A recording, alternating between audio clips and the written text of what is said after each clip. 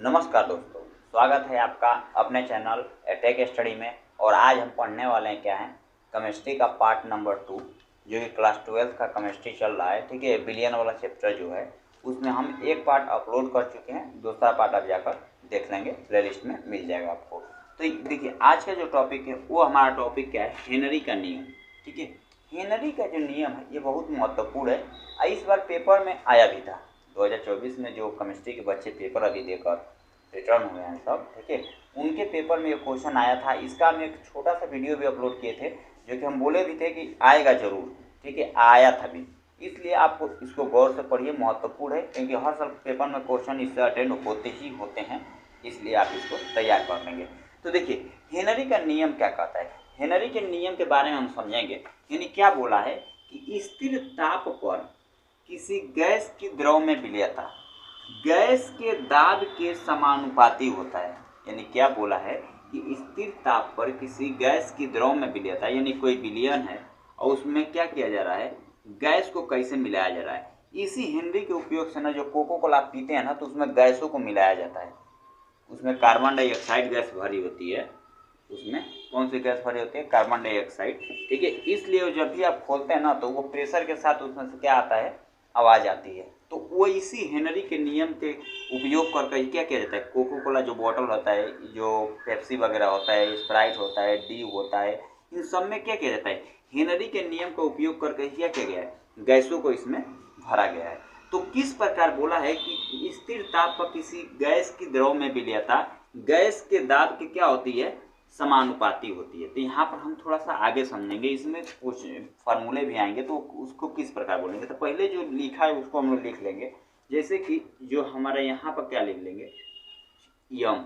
यम किसके, यह स्थिर ताप में किसी गैस की क्या है, द्रव में विलयता है, या घुली गैस की मात्रा है। ये क्या बोल सकते हैं, किसी विलयन में घुली गैस की मात्रा है। ये कोई सोल्यूशन है, इसमें गैस को हम जब घोल रहे हैं तो वही क्या है, हमारी गैस की मात्रा है। किसके समानुपाती है, तो विलयता गैस के दाब के समानुपाती, यानी प्रेशर के क्या है, समानुपाती है। तो यहाँ पर समानुपाती का चिन्ह लगा लेंगे और यहाँ प्रेशर को लिख लेंगे। एक चीज़ ध्यान रखिएगा, समानुपाती और अनुक्रमानुपाती, इसी सिंबल को आप बोलते हैं ना, लेकिन इतना ध्यान रखिएगा कि फिजिक्स में इसे अनुक्रमानुपाती बोलते हैं और केमिस्ट्री में इसे समानुपाती बोलते हैं।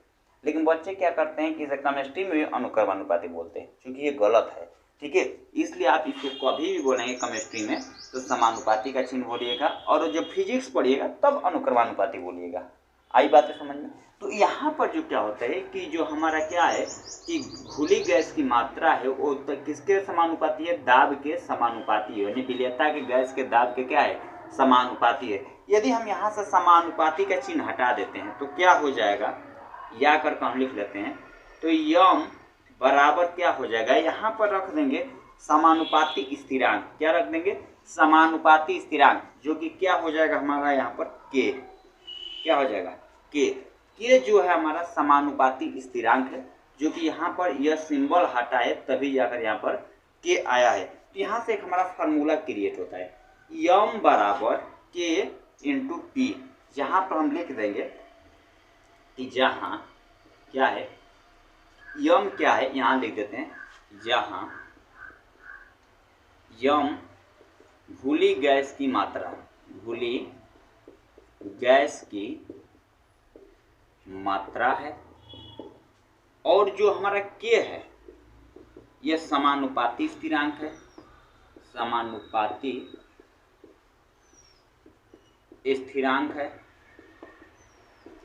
और पी क्या है, यह दाब है। पी क्या है हमारा, तो हमारा साम्य पर लिख लेंगे, साम्य पर गैस का दाब, यह हो गया। यह है हेनरी का नियम।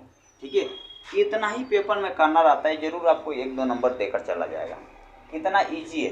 लेकिन क्या होता है कि बच्चे इसको भी नहीं करते हैं, ऐसे कारण क्या होता है कि उनका छूट जाता है। तो चलिए हम इसमें आगे बढ़ते हैं। तो क्या होता है कि स्थिर ताप पर किसी गैस की द्रव में विलयता क्या होती है, गैस के दाब के समानुपाती होती है। या यम क्या है हमारा, स्थिर गैस की क्या है, दाब क्या है, यहाँ पर लिखे हैं घुली गैस की मात्रा है, जो गैस उसमें घोली जा रही है इस विलयन में, और क्या है, पी क्या है, प्रेशर है कि कितना प्रेशर के साथ इसमें होली जा रही है, ठीक है। तो उसी क्या है, समानुपाती है।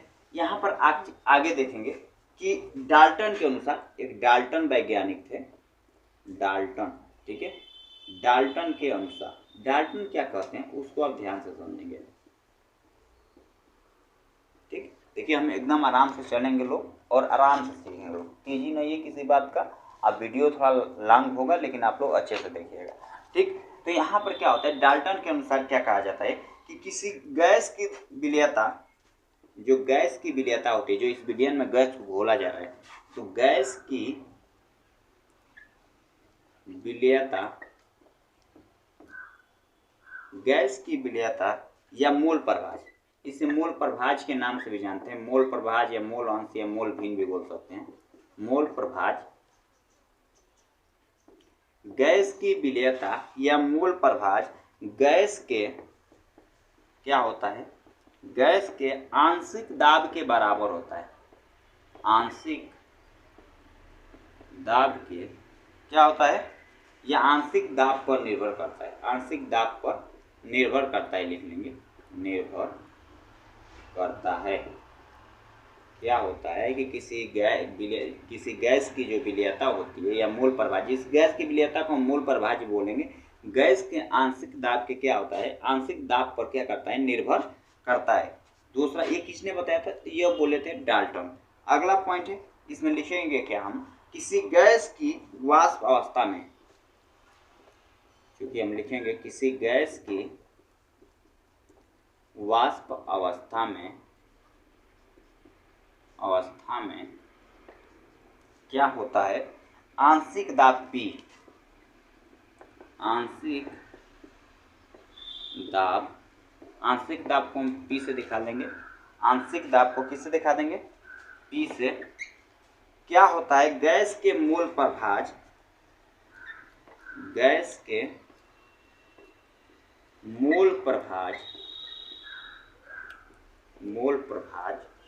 प्रभार लिख दिए, सॉरी, यहाँ पर आप लिखेंगे मोल प्रभाज, या इसे मोल भिन्न भी बोल सकते हैं, मोल भिन्न या मोल अंश, या क्या लिख सकते हैं, मोल अंश।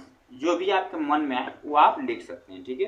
क्या होता है, जब भी आपके मन में यह डाउट है कि इसे मोल प्रभाज कहें कि मोल भिन्न कहें या मोल अंश, ये तीनों एक ही चीज़ होती हैं। तो इसलिए आप क्या लिखेंगे, क्या बोला है कि किसी गैस का वाष्प अवस्था में आंशिक दाब P क्या होता है, गैस के मोल प्रभाज के क्या होता है, मोल प्रभाज को हम चाई गैस से दिखाएंगे। चाई गैस यानी कुछ इस प्रकार बनाते हैं, चाई गैस के समानुपाती होता है, के इसको मिटा देते हैं, समानुपाती होता है, पाती होता है। यह हो गया हमारा क्या है, डाल्टन के अनुसार। डाल्टन के अनुसार क्या कहते हैं कि जो गैस की विलयता होती है वो क्या होती है, गैस के आंशिक दाब पर क्या करती है, निर्भर करती है। तो यानी कि हम यहाँ पर लिख लेंगे, यानी समानुपाती बोला है ना, तो जो P होता है वो किसके समानुपाती है, तो चाई गैस के समानुपाती है। तो यहाँ पर लिख लेंगे चाई गैस, ठीक है। इसे आप बहुत जगह, बहुत टीचर इसे क्या बोलते हैं, इसको एक्स बोलते हैं, आप भी बोल सकते हैं, ऐसा नहीं कि नहीं बोल सकते, लेकिन यहाँ पे एक्चुअली में इसको चाई बोला जाता है। तो चाई गैस आप ध्यान रखेंगे, इसको क्या बोलेंगे, चाई गैस, ठीक है।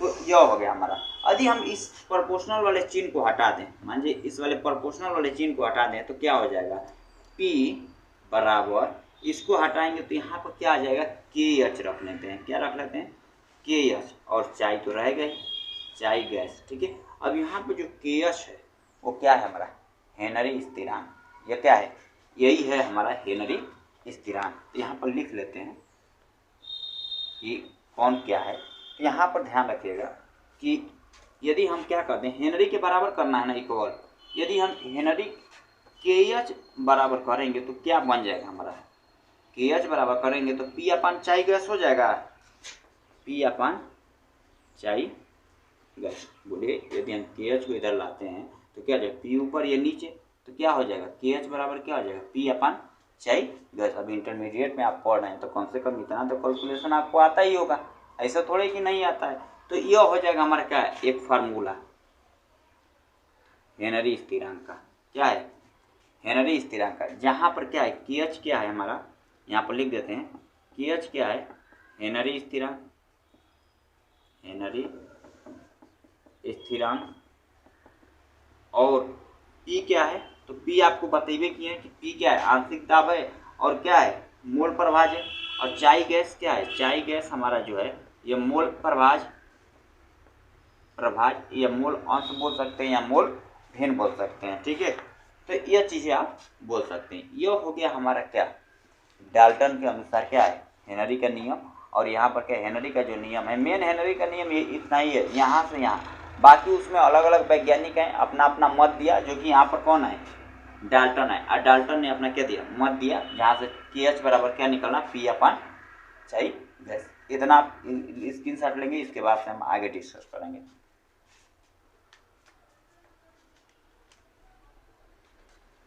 चलिए इसको मिटाते हैं, आगे ऊपर का थोड़ा सा मिटा लेते हैं और आगे आपको बताने की कोशिश करते हैं। यहाँ पे एक चीज़ ध्यान रखिएगा कि जो हमारा ये फार्मूला निकला था अभी इसके आगे, कि हेनरी ने मतलब क्या है कि जो डाल्टन थे उन्होंने कहा कि जो केएच का मान होता है ना, हेनरी स्थिरांक का जो मान होता है सभी गैसों के लिए अलग अलग होता है। केएच का मान क्या होता है, सभी गैसों के लिए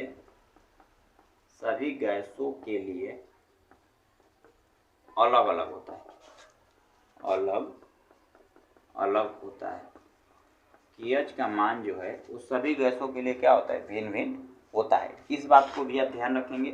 इसके बाद से अगला पॉइंट है कि केएच का मान अधिक हो तो विलेयता क्या होगी, कम होगी। यदि केएच का मान क्या कर दिया जाए, अधिक कर दिया जाए, अधिक, तो विलेयता क्या होगी, केएच का मान ऐसे अधिक कर दें तो विलेयता क्या हो जाएगी, कम हो जाएगी। तो किसकी विलेयता कम होगी, तो गैस की, क्योंकि गैस को ही तो घोला जा रहा है। हेनरी ने क्या बताया था कि यहाँ पर कोई हम जार बना देते हैं, इस जार में क्या भर देते हैं, यहाँ पर कोई पानी है, लिक्विड है, कोई भी चीज़ है, कोको कोला, पेप्सी, जो भी चीज़ आप इसमें ले लें, ठीक है। और इसमें क्या करते हैं, गैस को किस प्रकार भरा जा रहा है, यदि क्या करते हैं केएच का मान यदि हम बढ़ा देते हैं तो क्या होगा, इसमें गैसों की विलेयता क्या हो जाएगी, घट जाएगी। हेनरी का मान बढ़ेगा, यानी हेनरी स्थिरांक बढ़ेगा तो विलेयता क्या होगी, कम होगी। यदि हेनरी स्थिरांक घटेगा तो विलेयता क्या होगी, ज़्यादा होगी। यह बातें हैं, इसको इरेज करते हैं और आगे आप समझिए, ठीक है। अब इसी प्रकार क्या हुआ कि उन्होंने एक ग्राफ दिया, कौन, यहाँ पर ग्राफ को लिखना बहुत जरूरी है, ग्राफ बनाना बहुत जरूरी है। तो इसमें हम ग्राफ मतलब क्या है, नॉर्मली तरीके से बना दे रहे हैं, इसका स्क्रीनशॉट ले लेंगे। तो देखिए यहाँ से वाई अक्ष ले लेते हैं, इसको हम एक्स अक्ष मान लेते हैं, ठीक। यहाँ पर है जो आंशिक पी है, यानी आंशिक दाब जो है हमारा ये पी है, और यहाँ पर क्या है, चाई गैस, ठीक है। यदि क्या करेगा कि पी का मान बढ़ेगा तो इसका मान घटेगा, यदि इसका मान घटेगा तो पी का मान बढ़ेगा, ठीक है। और यहाँ पर हम ले लेते हैं इसे ढाल प्रवणता, ये प्रवणता ले लेते हैं के एच, इसे क्या लिख लेते हैं, के एच, हेनरी स्थिरांक। यदि क्या होता है, हेनरी का मान यदि क्या होता है, जब बोला है के एच का मान यदि बढ़ेगा तो क्या होगा, विलेयता क्या होगी, घटेगी। किसकी, गैस की। क्या होती है, गैस की विलेयता क्या होती है, घटती है। तो बस इतना आप पेपर में आप बस आपको इतना ही चित्र बनाना है, ज़्यादा कुछ बनाना नहीं है। तो आप यहाँ पे एक्स अक्ष मान लेंगे, वाई अक्ष, बीच में के एच को दे देंगे, ई वाले आयरो को ई दिखा देंगे, इसको एक्स गैस दिखा देंगे, बस क्लियर, ये चाई गैस दिखा देंगे। यहाँ तक क्लियर हुआ। तो आप इसका स्क्रीनशॉट लेंगे, इसके बाद इसके हम अनुप्रयोग को पढ़ेंगे या इसके हम लोग हेनरी के सीमाएँ को पढ़ेंगे कि हेनरी का सीमाएँ क्या क्या करती हैं। इसको इरेज करते हैं और आगे बढ़ते हैं।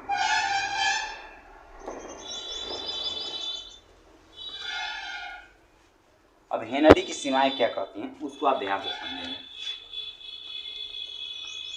हेनरी की सीमाएं, ये हेडिंग आप लगाएंगे, हेनरी की सीमाएं, और इसमें एक एक करके आप क्या करेंगे, लिखेंगे। हेनरी की सीमाएं क्या कहती है उसको आप ध्यान से समझिए कि किस पर ये मतलब कि काम कैसे काम करेगा और कैसे काम नहीं करेगा। तो पहला पॉइंट जो है हमारा, ठीक है, निम्न बातों पर शर्तों पर ये काम करती है। तो पहला शर्त जो है वो है कि दाब बहुत अधिक नहीं होना चाहिए, दाब बहुत अधिक नहीं होना चाहिए, क्या होना चाहिए कि दाब बहुत अधिक नहीं होना चाहिए। दूसरी बात यह है कि ताप बहुत कम होना नहीं चाहिए। ठीक है, ताप बहुत कम नहीं होना चाहिए। ठीक, उसके बाद से जो तीसरा नंबर हमारा पॉइंट है, ठीक है, क्या है कि गैस विलायकों में बहुत कम घुलनशील होना चाहिए। गैस विलायकों में बहुत कम घुलनशील होना चाहिए। बहुत कम घुलनशील होना चाहिए, तभी हेनरी का नियम पालन करेगा, नहीं तो पालन नहीं करेगा। इसके बाद चौथा पॉइंट यह कहता है कि गैस की आणविक अवस्था में घुलने के लिए कोई परिवर्तन न हो। गैस की आणविक अवस्था घुलने पर, गैस की आणविक अवस्था में घुलने पर,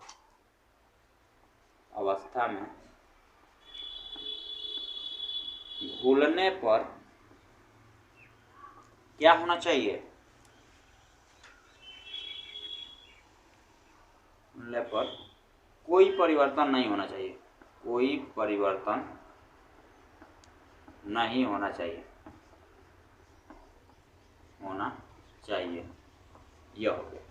यह इसके क्या है, तो यह इसके हैं सीमाएं, हेनरी की क्या क्या सीमाएं हैं। ठीक है, तो क्या है कि दाब बहुत अधिक नहीं होना चाहिए, ताप बहुत कम नहीं होना चाहिए, गैस के विलायकों में बहुत कम घुलनशील होना चाहिए, गैस की आणविक अवस्था में घुलने पर कोई परिवर्तन नहीं होना चाहिए। इसके बाद आते हैं इसके उपयोग, हेनरी के अनुप्रयोग।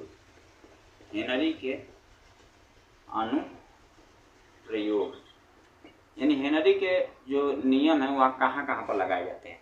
ठीक है, तो इसका उपयोग किया जाता है पर्वतरोधी करते हैं।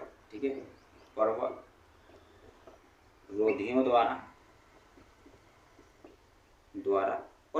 द्वारा कैसे किया जाता है, तो जो सिलेंडर भर कर क्या करते हैं, जब ऊपर जाते हैं, पर्वतों पर चढ़ते हैं, तो क्या होता है कि उसमें हेनरी के नियम का उपयोग किया जाता है कि उसमें गैस किस प्रकार, उस सिलेंडर में क्या किया जाता है कि गैसों को किस प्रकार भरा गया है।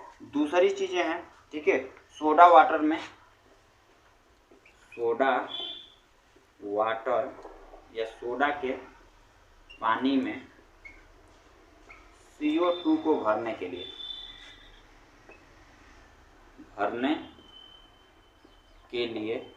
किसका उपयोग किया जाता है, हेनरी के नियम का प्रयोग किया जाता है। इसके बाद से क्या है, इसके बाद से आता है गहरे समुद्र में जाने के लिए,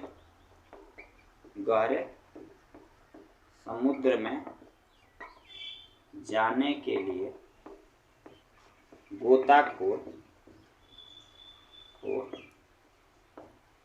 हेनरी के नियम का पालन करते हैं। हेनरी के नियम का उपयोग करते हैं। क्या करते हैं, गोताखोर क्या करते हैं, जब समुद्र के गहराई में जाते हैं तो उनका जो गैस का जो सिलेंडर होता है, ठीक है, जिसमें ऑक्सीजन लेकर जाते हैं, उसमें क्या करता है, ऑक्सीजन के साथ साथ वो नाइट्रोजन गैस को भी लेकर जाते हैं। ठीक है, कि वो अंदर क्या हो सके कि अच्छे से सांस ले सकें। इसलिए गोताखोर भी हेनरी के नियम का बहुत अच्छे से उपयोग करते हैं। यह बातें समझ में आ गई। तो यह थी क्या, हेनरी के नियम की कुछ सीमाएं। इसके बाद से हेनरी के नियम पर कुछ क्वेश्चन आएंगे, ठीक है, जो कि हम उसको भी डिस्कस करेंगे। ठीक है, तो जब क्वेश्चन लगाएंगे तब वहाँ पर आपको हम सिखाएंगे। तो आज का बस क्लास हम इतना ही रखेंगे और कल मिलेंगे इसी के साथ एक नए टॉपिक पर। तो आप इसका स्क्रीनशॉट ले लीजिए और कल मिलेंगे इसी के साथ एक नए टॉपिक पर। तो धन्यवाद।